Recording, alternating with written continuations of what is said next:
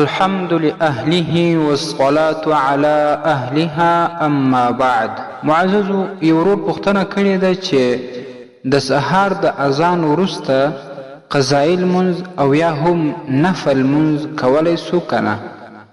الجواب بالله التوفیق. محترمه، چې کله د سهار اذان وسي نو که پر چا باندې قضایي پاته وي نو کولی سي چې په دغه وخت کې خپله قضایي راوګرځوي، لیکن د قضایي څخه بغیر او دا شان د سهار د سنتو بغیر نفل منځ کول جایز نه دی. رد المحتار 2 جلد 10 صفحه او دا شان کتاب النوازل 10 جلد 253 صفحه. السلام علیکم ورحمت الله وبرکاته.